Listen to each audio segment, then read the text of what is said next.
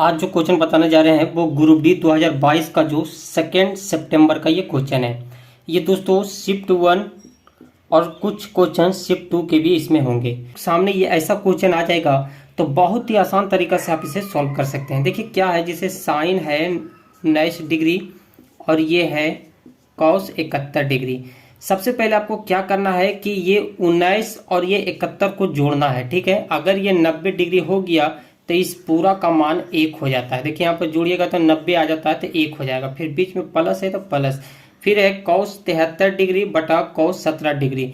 इसका भी मान अगर यहाँ पे देखिए कुछ गलत लिखा गया है, ये आपका कॉस नहीं होगा, नीचे साइन होगा। यहाँ पर देखिए हम लिख देते हैं कॉस 73 डिग्री बटा नीचे साइन होगा साइन 17 डिग्री। ठीक है, अगर ये दोनों का मान जोड़ने पे अगर 90 डिग्री आ जाता है तो इसका भी पूरा मान 1 होगा। तो दोनों को जोड़ दीजिएगा तो 2 आंसर हो जाएगा। बहुत ही आसान तरीका और ये अच्छा एक ट्रिक है।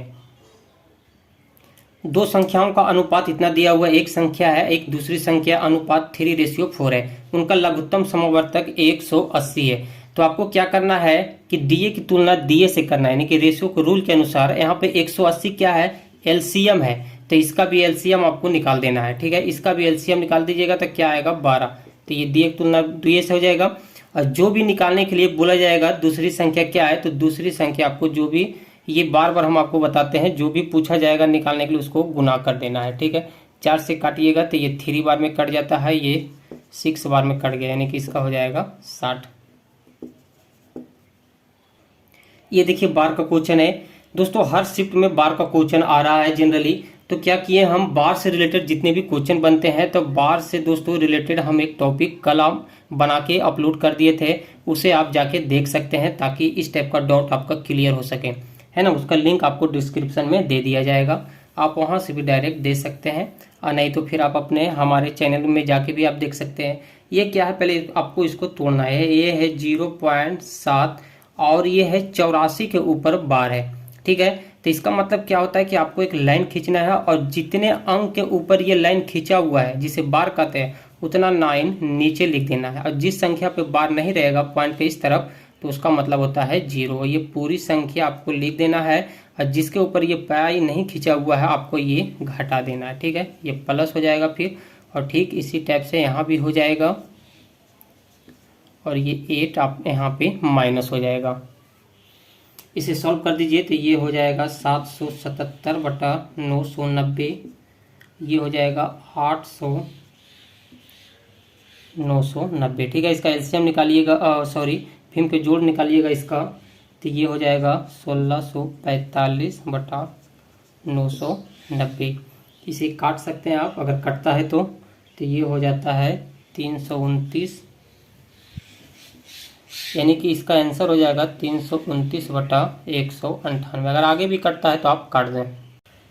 2240 के कुल सम गुणनखंडों की संख्या ज्ञात करें। देखिए जब भी इस टाइप का क्वेश्चन आएगा तो क्या करना है, जो भी संख्या दिया रहेगा सबसे पहले आपको एलसीएम निकाल लेना है। ठीक है, एलसीएम आप निकालिएगा तो इसका गुणनखंड आ जाता है 2 × 2 × आप निकाल के देख लीजिएगा, 1 2 3 4 5, ये हो जाता है 6। और ये जब इसका एलसीएम निकालेंगे तो इसका गुणनखंड इतना निकल के आता है।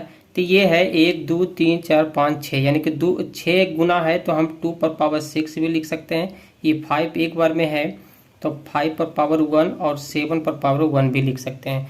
अब कह रहा कुल सम गुणनखंड, जब सम बोला गया है, विषम रहेगा तो कुछ अलग नियम, लेकिन सम जब बोलेगा तो जो भी यहाँ पे सम संख्या है 2 है, उसका क्या है, जिसका पावर वो 6 ही रह जाएगा। अब बाकी जितनी भी संख्या रहेगा, जैसे 1 है और ये भी 1 है, तो ये आपको बढ़ा के लिख देना है। ठीक है, 2 हो जाएगा, ये 2 गुना हो जाएगा, तो ये जब गुना कीजिएगा तो ये हो जाएगा आपका 24।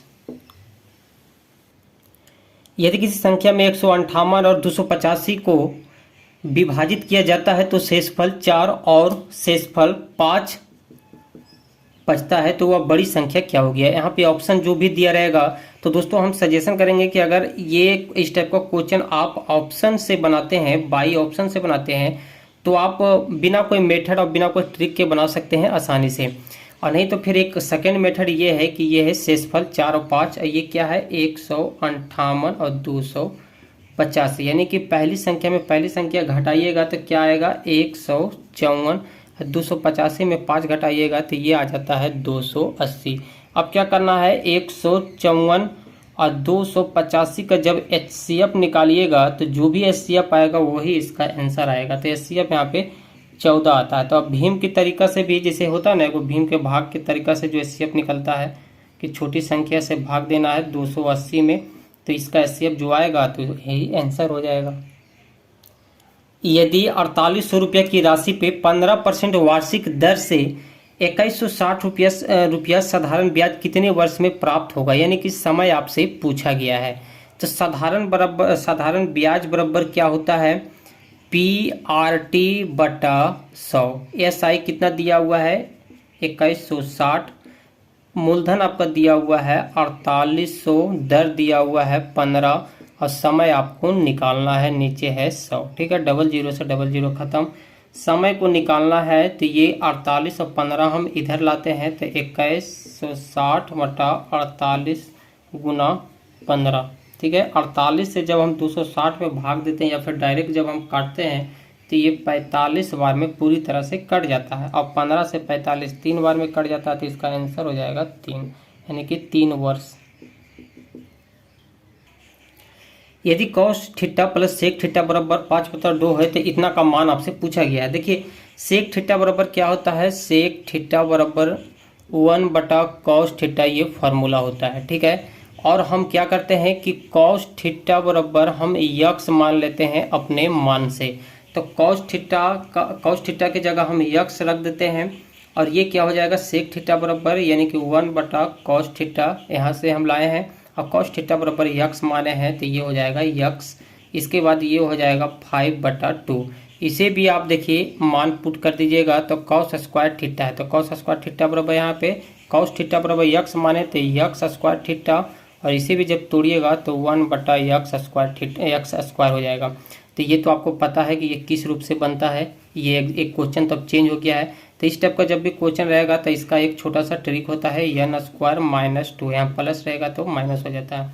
तो ये n की जगह ये मान पुट हो जाएगा तो ये हो जाएगा 25/4 और ये हो जाएगा आपका 2। ठीक है, ऐसे जब सॉल्व कीजिएगा तो 25 माइनस 4 दूनी 8 बटा ये 4 हो जाएगा। अब 25 में से 8 जाएगा तो ये हो जाएगा आपका 17/4। अब देखिए ऑप्शन किस रूप में है, अगर यहाँ तक है तो यहीं तक छोड़ दीजिए, अगर भाग में दिया हुआ है पूर्णांक में तो भाग दे दीजिए, या फिर आपका पूर्णांक में अगर दिया हुआ है आंसर तो आप पूर्णांक में लिख लीजिए। ए किसी कार्य को 15 दिन में, बी उसी कार्य को 20 दिन में समाप्त करता है तो दोनों मिलकर उस कार्य को कितने दिन में समाप्त करेगा। जब भी इस टाइप का क्वेश्चन आएगा तो हम एक कमाल का ट्रिक बताने वाले हैं आपको, उस ट्रिक से बनाइए, बहुत ही कम समय में बन जाएगा। यानी क्या कीजिए आप यक्स बाई बटा यक्स प्लस बाई कर दीजिए। ठीक है, यक्स आपका पहली संख्या, बाई दूसरी संख्या हो जाएगी, तो यानी कि 15 गुना 20 और दोनों को फिर आपस में आप जोड़ दें तो 20 और 15 को जोड़िएगा तो ये हो जाता है 35। ठीक है, अब इसे काट दें तो हम 5 से काटते हैं तो ये 7 बार में, ये 3 बार में, ये हो जाएगा आपका 60/60। अब ऑप्शन जिस तरह से आप सॉल्व कर लीजिए। एक व्यक्ति अपने घर से दफ्तर साइकिल के द्वारा 8 किलोमीटर पर घंटा की चाल से जाने पे 15 मिनट देरी से पहुंचता है। ठीक है, एक व्यक्ति है जो अपना दफ्तर जा रहा है, ऑफिस जा रहा है साइकिल से, उसका स्पीड है 8 की स्पीड। ठीक है, 8 किलोमीटर पर घंटा, तो ये 15 मिनट देरी से पहुंचता है। अगर वो 10 किलोमीटर पर घंटा की चाल से जाने पे वह केवल 3 मिनट, यानी 10 किलोमीटर पर घंटा की चाल से जाता है तो वो 3 मिनट मात्र देरी से पहुंचता है, यानी कि फिर भी वो देरी से पहुंच रहा है। तो उसके घर से दफ्तर तक की दूरी क्या होगा। ये देखिए उसका घर है ना, ये है आपका उसका दफ्तर, तो इसका डिस्टेंस क्या है ये पूछा गया आपसे। इस टाइप का क्वेश्चन जब भी आएगा तो एकमात्र फार्मूला होता है डिस्टेंस निकालने के लिए कि आपको क्या करना है, चालों का गुणनफल कर देना है और चालों का आपको क्या कर देना है अंतर, और इंटू हो जाएगा आपका समय। ठीक है, इंटू हो जाएगा समय। तो चाल यहाँ पे कितना है, एक है 8 है, एक है 10, तो इसका गुणनफल कर दीजिए 8 × 10 हो जाएगा। अंतर कीजिएगा तो 2 हो जाएगा। समय देखिए यहाँ पे समय समझिएगा, समय आपको समझना है, अगर देरी रहे या फिर बाद रहे दोनों एक ही शब्द हुआ। देरी रहे या बाद रहे, या फिर एक होता है पहले, ठीक है, या फिर पहले दिया हुआ रहे। तो यहाँ पे देखिए क्या कर रहा, 15 मिनट देरी और यहाँ पे 3 मिनट देरी। तो देरी देरी जब आएगा तो समय आपको क्या करना है, घटा देना है, ठीक है। 15 में से 3 घट जाएगा तो कितना बचेगा, 12 बचेगा। अगर पहले रहता तो ये जुट जाता, ठीक है। ये आपको ध्यान में रखना, तो ये हो जाएगा 12। अच्छा एक बताओ, देखिएगा कि ये है आपका मिनट में और चाल है किलोमीटर पर घंटा में, तो आपको सब एक नियम करना होगा। तो इसे भी आप घंटा में बदल दें तो 60 से भाग दे दें, ठीक है। अगर ऑप्शन में अगर मिनट सेकंड में है तो आपको इसको बदलना पड़ जाता। अब बाकी आपको क्या करना है, 0 से 0 खत्म हो जाएगा, 6 से कट जाएगा, ये 2 बार में 2 से 2 कट जाएगा, यानी कि उसका घर से दफ्तर है 8 किलोमीटर दूर है। किसी वस्तु को 960 रुपया में बेचने पे 4% की हानि होती है और किसी अन्य वस्तु को 840 रुपया में अगर बेचा जाए तो 20% का लाभ होता है। तो ये कुल लाभ या हानि ज्ञात करें। देखिए लाभ या हानि आप तभी ज्ञात कर सकते हैं जब आपको क्रय मूल्य पता हो और विक्रय मूल्य पता हो, तभी तो आप बता सकते हैं कि आपको लाभ हुआ या हानि। मानते आप किसी मतलब कोई दुकानदार है, 1 केजी आप आलू लाते हैं, 1 केजी नहीं 1 बोरा आप आलू लाते हैं, ठीक है, 1 बोरा आप आलू लाते हैं। तो ये आप लाए हैं 400 रुपया में 1 बोरा। अब आपका दुकान में ये 2 दिन में बिके या 4 दिन में बिके, आप इंतजार कीजिएगा कि ये कितना में मतलब ये पूरा बोरा बिक रहा है। तो 2 रोज के बाद क्या होता है, ये 480 रुपया में ये बिक गया। तो आप पहले मिलाइएगा कि हम 400 रुपया में खरीदे और अब ये बोरा जब पूरा खोल के जब बेचे थे तो 480 रुपया में बिक गया। तब आपको यहाँ से पता चल गया कि हमको 80 रुपया लाभ हुआ। अगर 300 होता है ना, 300 होता है 380, तब यहाँ से क्या होता है 20% का हानि हो जाता है, क्योंकि आपने ज़्यादा में खरीदा और कम में बिका। अगर 4 रहता है यहाँ पे तो ज़्यादा में आपने कम में खरीदा और ज़्यादा में बेच रहे हैं तो लाभ हो जाता था। आपको क्रय मूल्य भी मालूम होना चाहिए, विक्रय भी मालूम होना चाहिए, तभी आप किसी चीज़ का लाभ या हानि पता कर सकते हैं। तो यहाँ पे आपको क्या करना है कि सबसे पहले क्रय मूल्य और विक्रय मूल्य दोनों पता करना। तो किसी वस्तु को 960 रुपया में बेचने पर, ठीक है, तो सबसे पहले हम यहाँ पे क्रय मूल्य निकालते हैं। यहाँ विक्रय मूल्य तो दिया हुआ है 960 रुपया, 4% की हानि होती है। तो आपको क्रय मूल्य जब निकालने के लिए बोलेगा तो लाभ और हानि नीचे लिखाता है। 4% की हानि हो रहा है तो ये हो जाएगा 96, 100 में से 4 चल जाएगा और ये हो जाएगा आपका 100, ठीक है। 96 कट जाएगा तो ये हो जाएगा आपका 1000। तो क्रय मूल्य आपका क्या निकल गया, पहला का 1000 निकल गया। और इसका विक्रय मूल्य कितना है, यहाँ तो विक्रय मूल्य दिया हुआ है, सेलिंग प्राइस एसपी से डिनोट करते हैं, तो ये है आपका 960।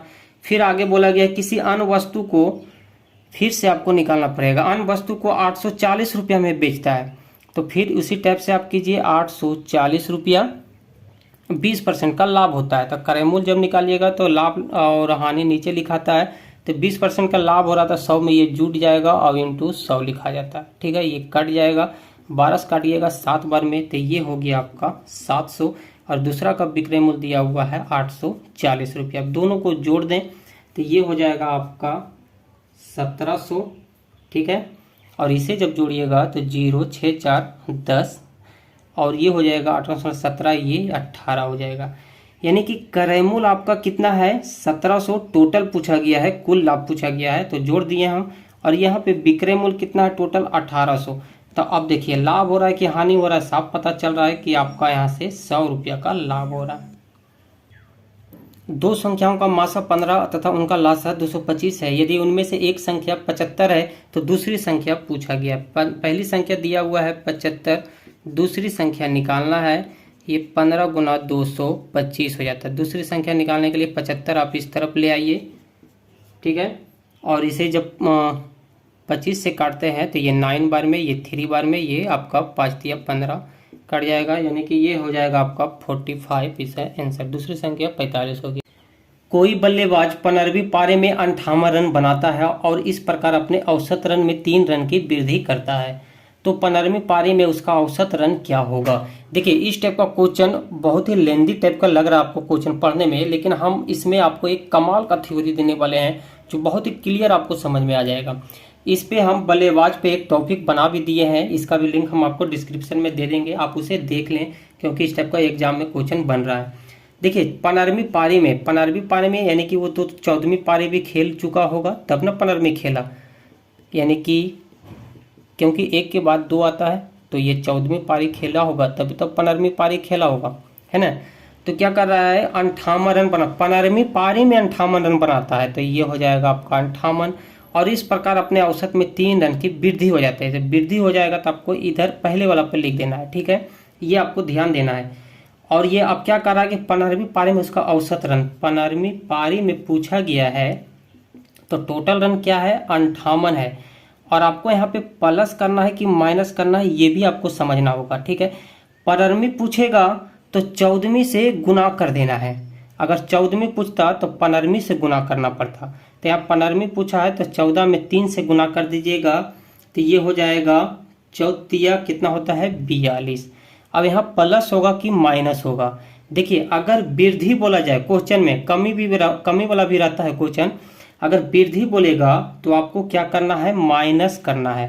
अब अगर कमी बोलता तब प्लस हो जाता है। यहाँ पे वृद्धि बोला तो आपको माइनस करना है। तो 58 में से 42 जाएगा तो क्या हो जाएगा, 16। यही आपका आंसर हो जाएगा। देख रहे हैं कितना आप आसान से इसे सॉल्व कर सकते हैं।